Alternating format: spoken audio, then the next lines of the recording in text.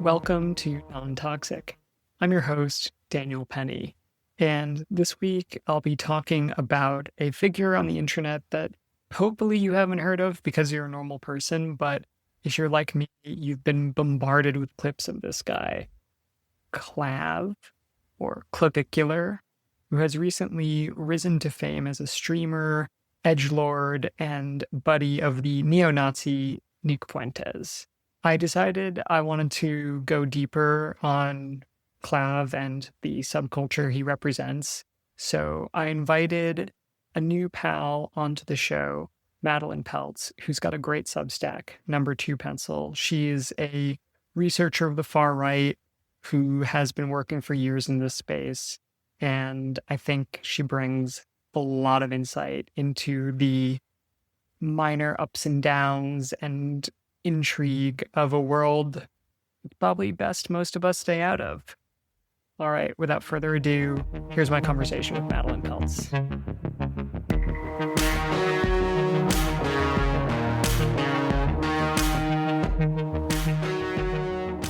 Welcome to Non-Toxic. Thanks so much for coming on the show. There's one person in particular that we're going to be talking about today, which is Clav, or Clavicular. But I think his story illustrates a lot of bigger trends that are happening in the manosphere and on the right. And he's caught up with so many interesting figures that I thought, okay, we need to talk about this kid. I'm a fan of Number 2 Pencil, and I thought you're like the TMZ of the far right. Thanks so much for having me.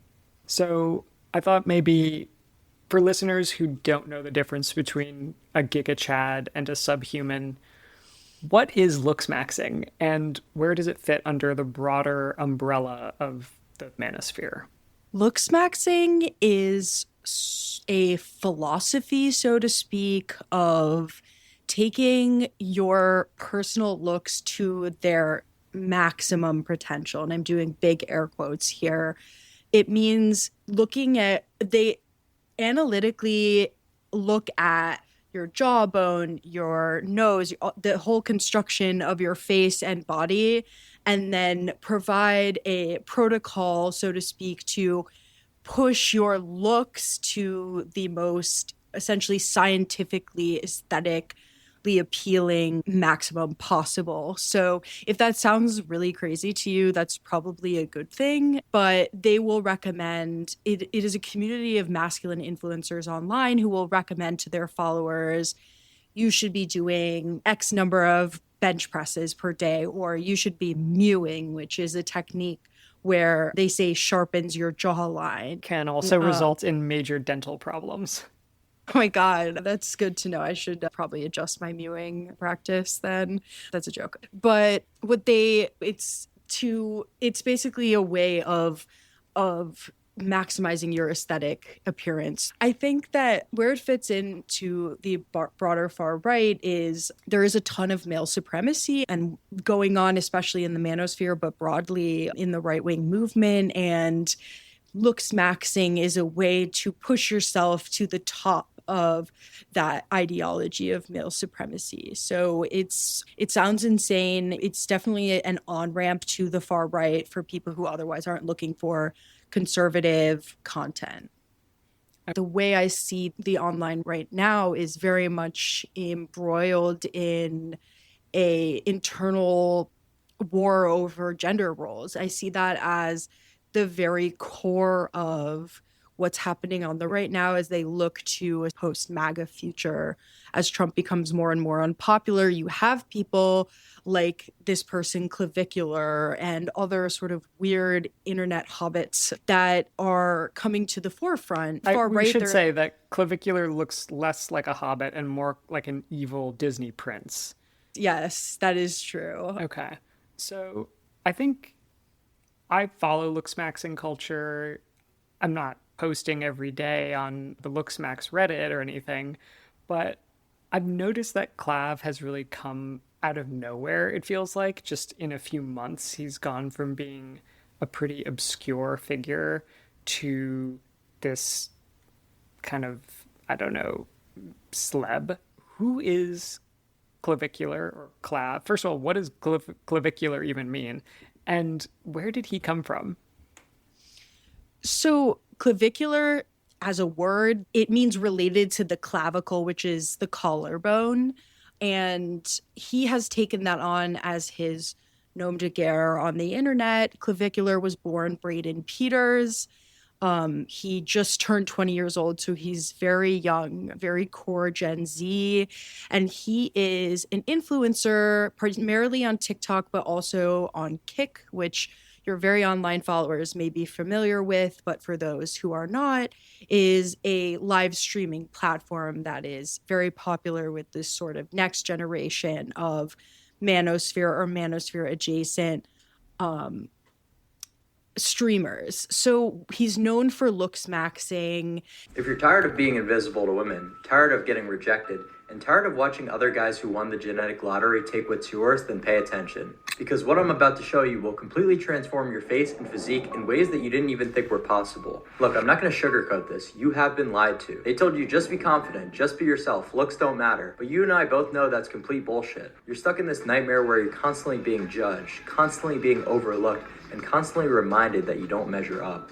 And the worst part is, every day that goes by, you're getting older. Your window is closing. And if you don't fix it now, you're gonna wake up 5 years from now in the exact same position or worse. He has spoken about the jaw surgery that he had to sharpen his jawline. He advocates for a very strict fitness regimen to push your looks potential to the absolute maximum. My background is in covering the right-wing media. And the way that I was first introduced to Clavicular was through a live stream he did with a young man known as Nick Fuentes. I write in my book about Fuentes and his role in the Gen Z far right. Fuentes is an online white supremacist influencer who has a cult following. They call themselves the Groypers. And he has a suspiciously close friendship with Clavicular that I saw them do a very long live stream together where they discussed looksmaxxing, white supremacy, Jews. And so there is a coming together of the far right and this particular influencer. So he's used that platform to get himself to the next level of fame. Clav has endorsed some pretty wild health practices. You mentioned earlier he had his jaw surgery, but I think his stuff is even more extreme than that, bone smashing. And he's talked about using meth to keep his cheekbones snatched. I don't think he said snatched, but that was the the overall idea. Where did these ideas come from? So there is a nihilism crisis, especially among young men who see themselves as with no upward mobility, with no career prospects, with little prospects for building a life of meaning. That's a common theme that you hear among young people in the current political environment. And so what's emerged from that is this bizarre, convoluted, and violent subculture of looksmaxxing.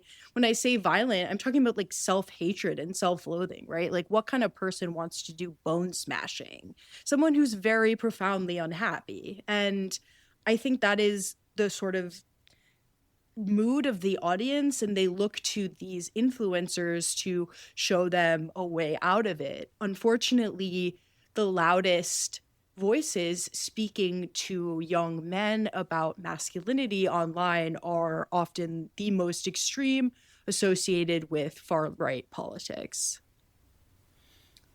Clav is known to use the N-word, and you mentioned earlier he's had this growing relationship with Nick Fuentes. At the same time, I hadn't really thought of him as an explicitly political figure, just someone who his vibes were right wing, but his explicit politics weren't anything in particular.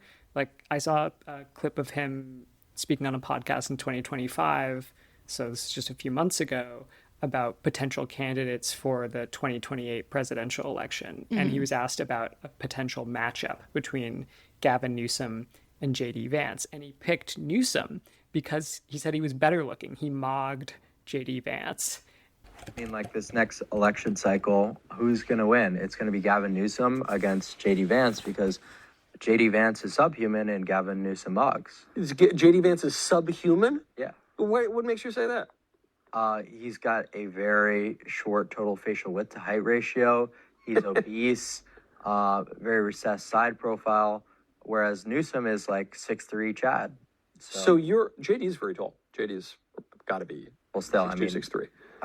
Gavin Newsom obviously mogs him to death. So you're a Newsom head. You prefer Newsom to the vice president. I'm just telling you who's going to win.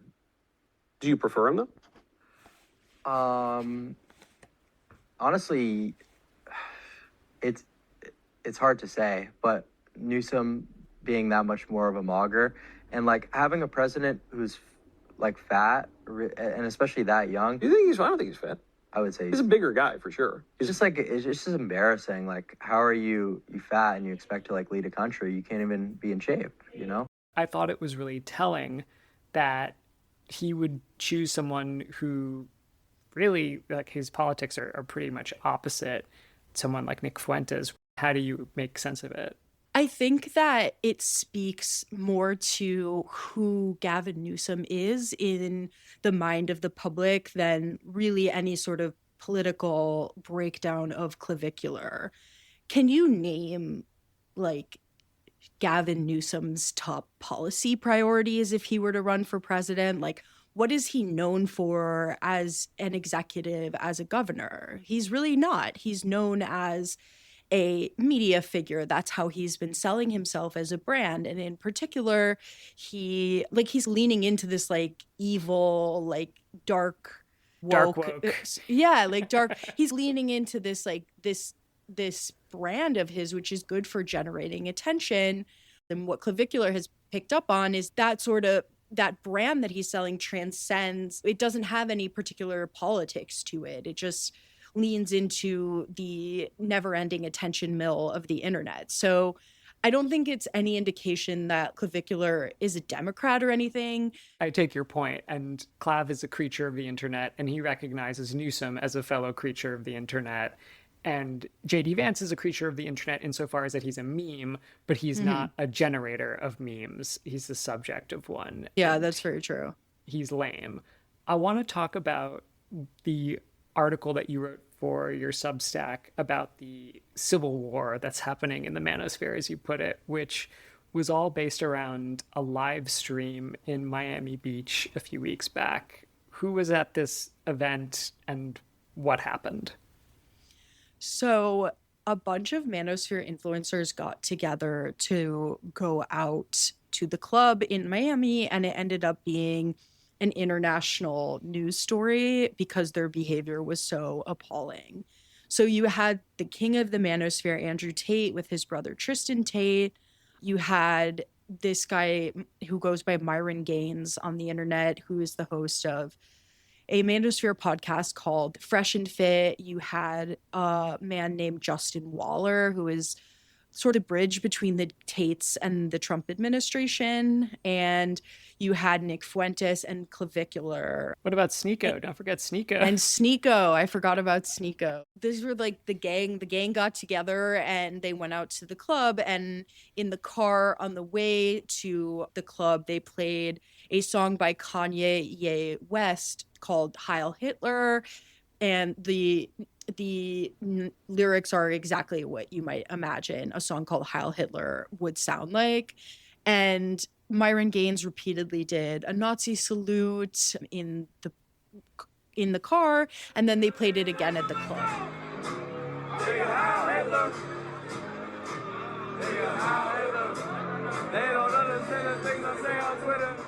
And when the blowback for this became so overwhelming, they started fighting each other and pointing fingers. So the Tates took a conciliatory posture because they are under investigation in the state of Florida, and really want to avoid the ire of that government there. And so they bent the knee, so to speak, to the outrage and blamed Sneeko, who then started attacking Andrew Tate. And it became this circular firing squad really over how acceptable it is to be anti-Semitic.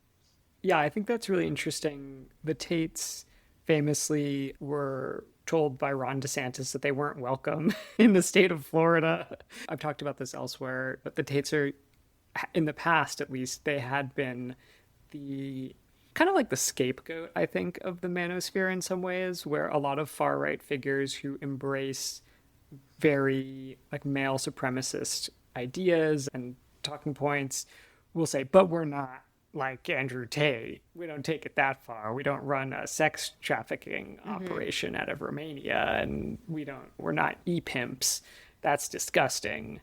And so I thought it was interesting that they were part of this group, and then that they would be the ones to say, no, this is too much, guys. Like, what do you think that's purely just a result of them being in legal hot water, or just have they been outflanked by a new cohort within the manosphere? Are there now like people who are even edgier, even more provocative, and they're losing their sauce? I think there's definitely truth to the fact that there are figures under the Tates that are looking to outflank them. Becoming more and more extreme is just a tried and true strategy for building a bigger audience online for people in this part of the internet.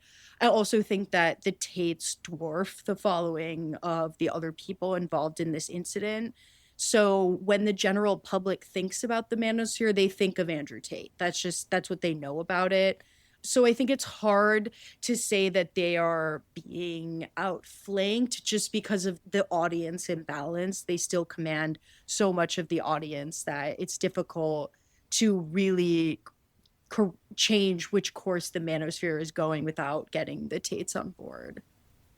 Or completely taking them off the internet. Those are like the two options.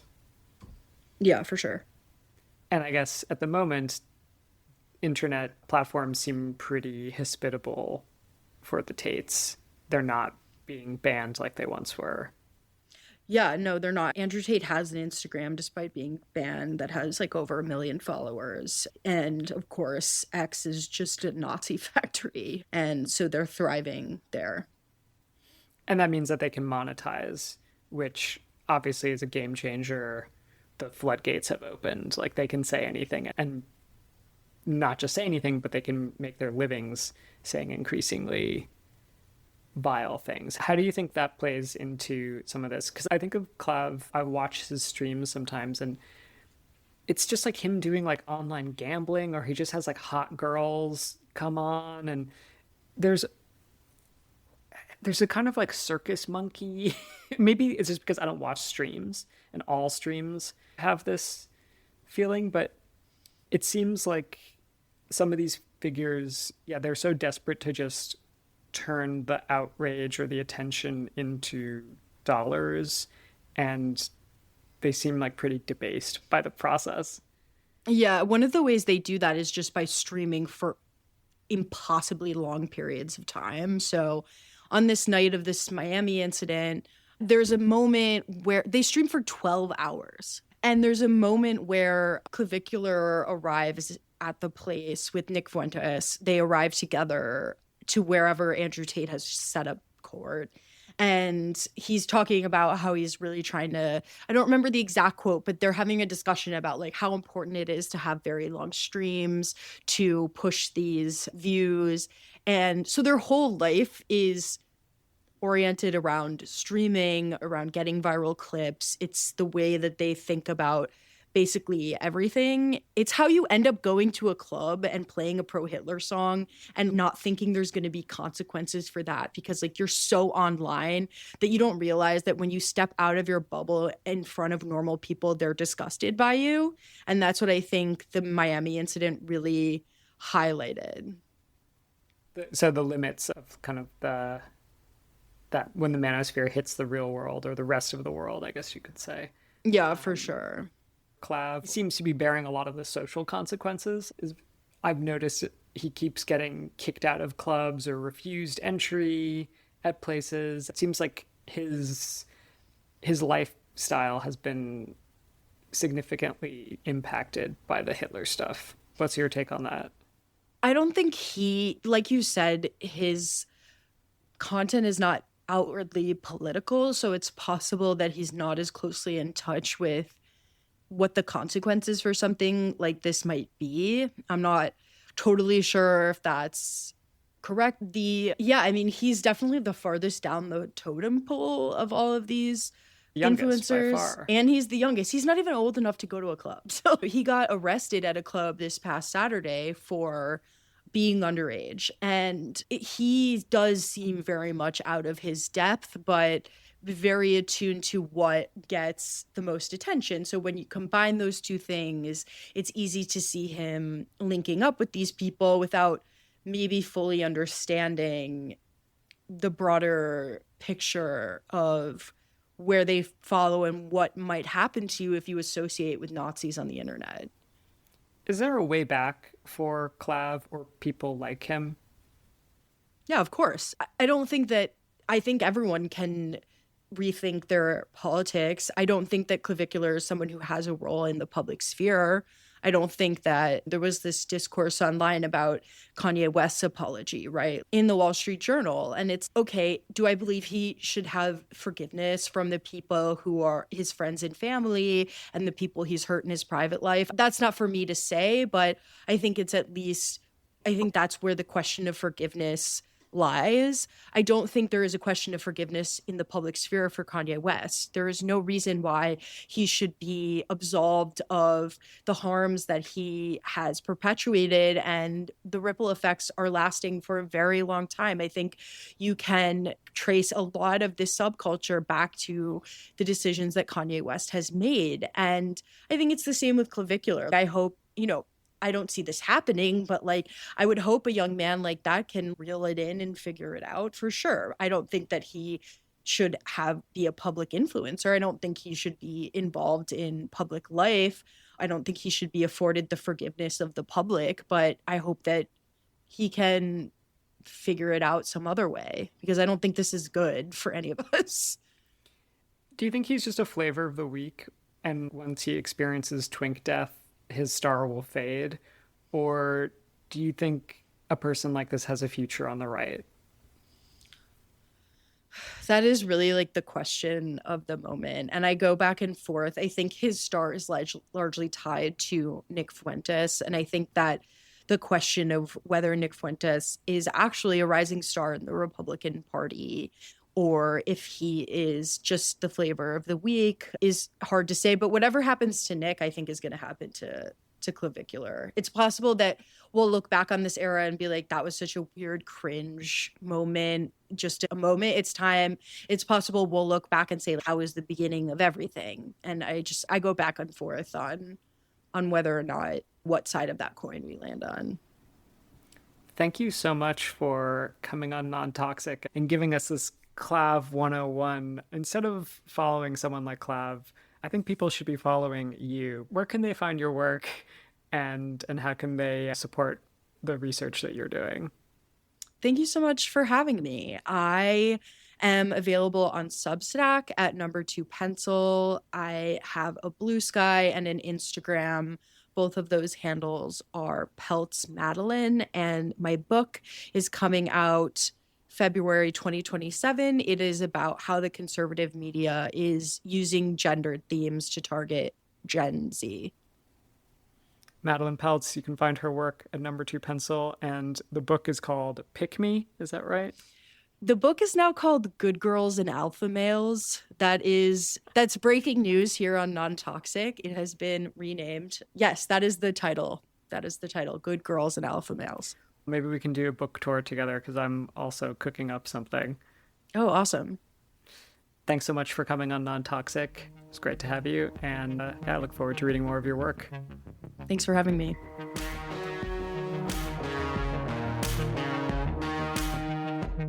And that's it for this episode of Non-Toxic. As always, I'm your host, Daniel Penny. and I want to thank you for listening and supporting the show. If you'd like to turn that support into some monetary support, you can head over to nontoxicpodcast.substack.com/subscribe and sign up to become a subscriber today. Any help at all, in any way you can, is greatly appreciated. If you can't contribute, think about telling a friend or family member about how great this show is, or just give us a little rating or review. That's how the algorithms rank shows like this one, and it helps other listeners find it. I'll have more next week on the surprising connections between the late disgraced financier Jeffrey Epstein and the health and longevity world. More soon.